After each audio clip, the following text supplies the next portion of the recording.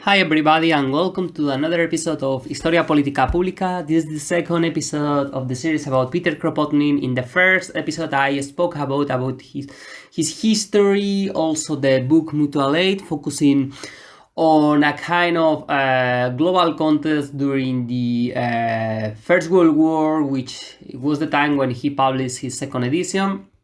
The original was in 1902, and his main idea that the species, all the animals, the non-humans and the human animal have been progressing across time thanks to this idea of mutual aid amongst them. Mutual aid precisely is the name of the book. He put the example of the hunter-gatherers in the ancient times, also then in the medieval cities, the feudalism system and so on, and now in capitalism with the example of the labor unions, how those groups are helping society in order to gain more rights. Obviously, for him, the concept of mutual aid is based on this idea of humans to showing empathy towards the others. The need to survive is fundamental here. Same with the non-human animals, in which, because he studied in Siberia, he was analyzing the different species, and he got to the conclusion that all the animals that have been collaborating among themselves are able to live for longer and establish communities, such as the birds flying in the skies in different groups during the migrations and so on. Apart from that, I wanted to speak more about the upbringing of Kropotkin. I already said that he was a prince. He was born in an aristocratic family in Russia, and he was a proponent of decentralized communist society. He served as an officer in Siberia, was in prison for his activism in 1874, but managed to escape 2 years later, and he spent the next 41 years in exile in Switzerland, in France, and in England. And while he was in exile, he gave lectures and published widely on anarchism and geography. He just returned to Russia in 1917 after the Russian Revolution, but he was disappointed of what he saw there.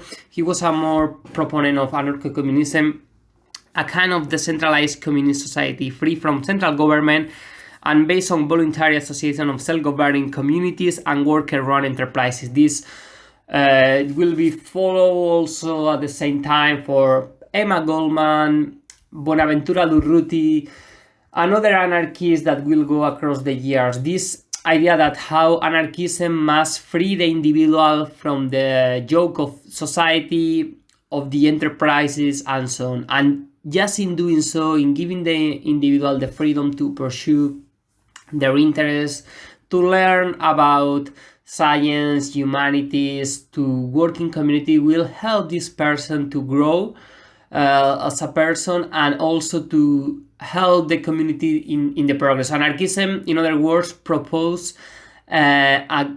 a great importance to the individual to help the communities. The community and the individual are related to each other, but that doesn't mean that the individual must be at the service of the community without any initiative on their own, but on the contrary, it is precisely the initiative and the aim of the individuals that will help the society. In that sense, Kropotkin wrote many books, pamphlets, and articles during his life. He lived almost 80 years, and he traveled across many parts of the world, as I mentioned. Also, in the first episode, I spoke about his debate with Huxley about how to interpret the idea of Darwin, where Huxley and his colleagues believe that Darwin mentioned how the survival of the fittest means that every person must act for himself. Kropotkin and others following his current believe that, on the contrary, it is what Darwin mentioned was how species need to collaborate in order to progress. And precisely Kropotkin mentioned how all the species are fighting against the inclemency of nature, such as the rain, the cold, the hot, and so on. So the main books of Kropotkin are The Conquest of the Bread, which is absolutely great. It's an incredible book about the importance to socialize the means of production, the fundamental idea to give everybody a material means to live. You have also Fields, Factories, and Workshops. I have not read that one. And you have Mutual Aid, A Factor of Evolution, which is the one that I'm analyzing in this last episode, and in which covers historically this idea of evolution through a prism of the importance to collaborate among the species. In that sense, Kropotkin, apart from being an activist and a philosopher, he also witnessed what was happening around his time. He did the geographical expeditions in Siberia. He got in contact with very important figures of anarchism. You have Mikhail Lorinov-Mikhailov. Also, you have Proudhon and many others who helped him in order to develop his consciousness and his idea for anarchism. Obviously, when he was in Russia, in France, he was part of the different movements. He was writing pamphlets, and henceforth, this helped him to grow as an anarchist. In that sense, Kropotkin was a kind of proponent of communism, but in a way that was decentralized. So it is like this idea of anarcho-communism, in which there is a need to share everything in society, but there cannot be anybody who needs to impose this on every person, but it is precisely the initiative and the kind of attitudes from the different person of the community who will be able to do so. So, in that sense, if we want to analyze the philosophy of a Kropotkin, we can point how he was a critic of both capitalism and state socialism. For instance, about capitalism, Kropotkin points out what he considers to be the fallacies of the economic system of feudalism and capitalism. He believes they create poverty and artificial scarcity and promote privilege. So for that reason, he proposed a more decentralized economic system based on mutual aid, mutual support, and voluntary cooperation. He argued that the tendencies for this kind of organization already exist, both in evolution and in human society, and this is precisely what he exposes in his book Mutual Aid, how during the modern states, modern national state, the labor unions are joining together, also the women in different areas. He speaks about this kind of communal kitchen, communal associations in the feudal times, how the people also tend to group together during the French Revolution. That was a consequence of years of the artisans understanding what was going on around them and trying to communicate between themselves. In the French Revolution, for instance, it was very important the role of the media. During that year, the number of journals and pamphlets published increased by a huge amount of time. So this kind of newspapers and pamphlets are fundamental for Kropotkin thought, because it act as a channel to communicate with other people, understand their needs, and in that way help to create this movement. Moreover, Kropotkin disagreed in part with the Marxist critique of capitalism, including the labor theory of value, believing there was no necessary link between work performed and the values of communities. His attack of the institution of wage labor was based more on the power employers exert over employees, and not only on the extraction of surplus value from their labor. Kropotkin claimed this power was made possible by the state's protection of private ownership of productive resources.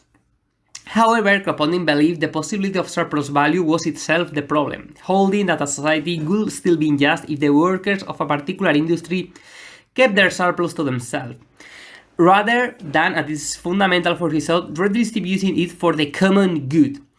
So, each activity must be done for the common good, but this is, as I pointed out earlier, not to be submitted to a kind of general will, but rather he gives example of how during the Renaissance, which was a time of more freedom, there was an upsurge in the arts and so on, and this was because there were people who were able to just focus on the art, on the science, and other kind of branches, humanities, and so on, because the society was well organized in order that there were people in order to. So let's say if you have a Michelangelo or Leonardo da Vinci that has to work 10 hours outside the house in order to have food in his table and so on, how are they going to be able to develop their works of art? It won't be impossible. Same as Machiavelli with his book The Prince, which he wrote it when he had been expelled from government and he was retired without any other worrying that writing the book. And we can think about every writer in history, philosopher of the ancient Greece, for instance, in which the privileged were able to access to the public sphere, to use, as Hannah Arendt point, the vita contemplativa, which means just to looking around and thinking what was happening and try to create new theories.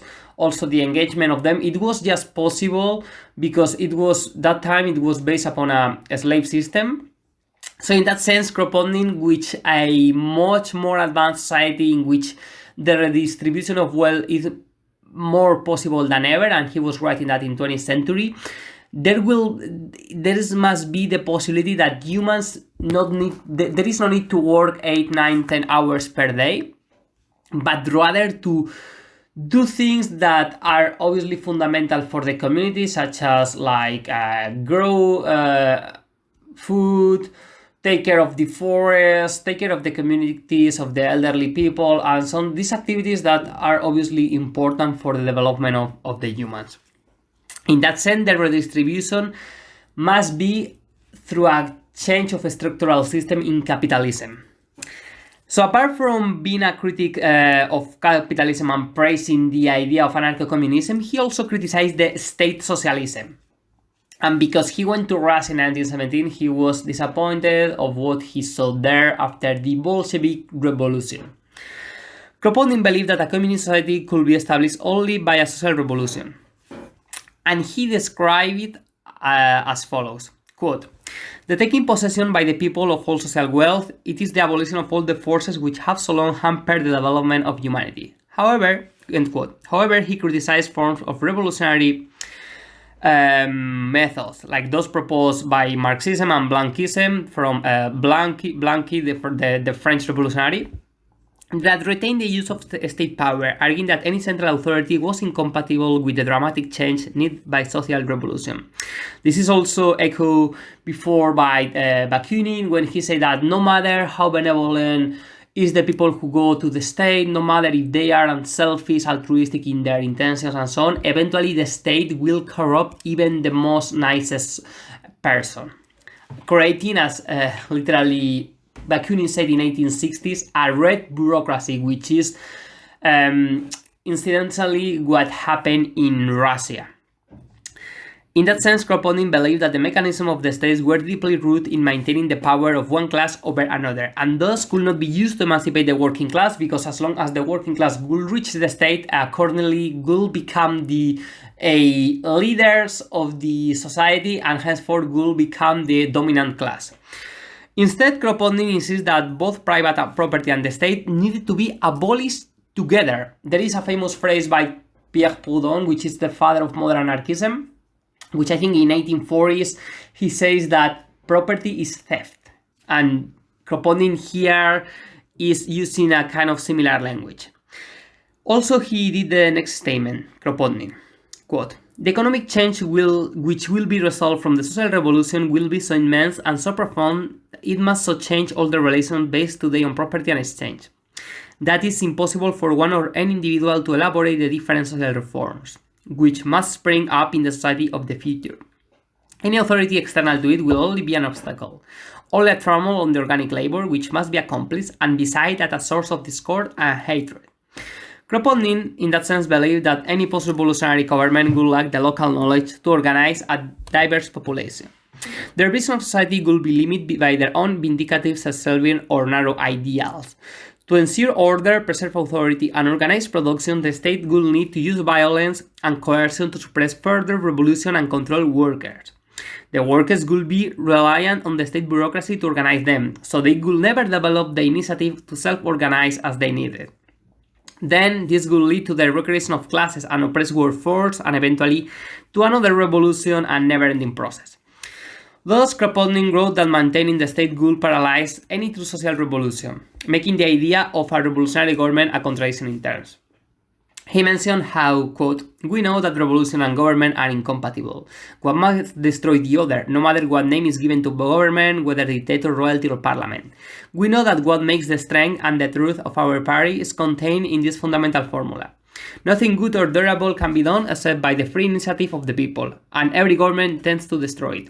And so the very best among us, if their ideas had not to pass through the crucible of the popular mind before being put into execution, and if they should become masters of that formidable machine, the government, and could thus act as they choose, would become in a week fit only for the gallows. We know whither every dictator leads, even the best intention, namely to the death of all revolutionary movement." In other words, rather than a centralized approach, Kropotkin stressed the need for decentralized organization. He believed that dissolving the state would cripple counter-revolution without reverting to authoritarian methods of control, writing that, quote, "In order to conquer, something more than guillotines are required. It is the revolutionary idea, the truly white revolutionary conception, which reduces its enemies to impotence by paralyzing all the instruments by which they have governed hitherto." In that sense, he believed this was possible only through a widespread boldness of thought, a distinct and wide conception of all that is desired, constructive force arising from the people in proportion as the negation of authority does. And finally, he finished, "The initiative of all in the world of reconstruction will give to the revolution the power required to conquer." This is obviously a criticism to the French Revolution, to the Russian Revolution, and so on. In that sense, before dying, he had an interchange of letters with Lenin, 1920s. He died next year, and Lenin shortly after in 1924, if I remember correctly, in which obviously they have different ideas of how to govern a state. So, other of the ideas which are expressed perfectly mutual aid as those of cooperation and competition, and the book Mutual Aid is fundamental to understand that. As I mentioned earlier, there were some social Darwinists, so-called like that, who prefer a theory of interpersonal competition and natural hierarchy, such as Thomas Huxley or Francis Galton, but Kropotkin argued that it was an evolutionary emphasis on cooperation instead of competition in the Darwinian sense that made for the success of a species, including the human. And precisely finishing his book of Mutual Aid, he wrote a great statement that is important to understand his ideas behind the book. Quote, "In the animal world, we have seen that the vast majority of species live in societies, and that they find in association the best arm for the struggle for life. Understood, of course, in its wide Darwinian sense. Not as a struggle for the sheer mass of existence, but as a struggle against all natural conditions unfavorable to the species.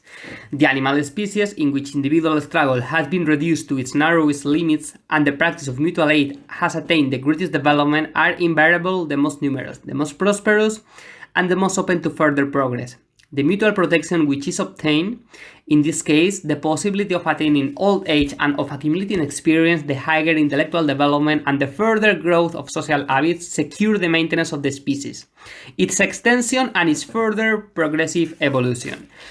The unsociable species, on the contrary, are doomed to decay."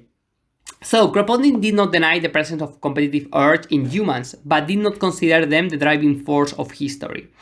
He believed that seeking out conflict proved to be socially beneficial only in attempts to destroy unjust, authoritarian institutions such as the state or the church, which he saw as stifling human creativity and impeding human instinctual drive towards cooperation. And this is very interesting because Emma Goldman, in his book Anarchism and Other Essays, which I will analyze in further episodes, she precisely points to the state, the church, and property as the three main pillars which are putting an obstacle in the human development, saying that the church is stultifying the minds, the state is coercing by force, and property is impeding the humans to have a decent life. So all these three kind of institutions, like property symbolizing capitalism, church, and the state, must be abolished in order for the humans to progress intellectually, also kind of materialistically in society, and have a decent life in that sense.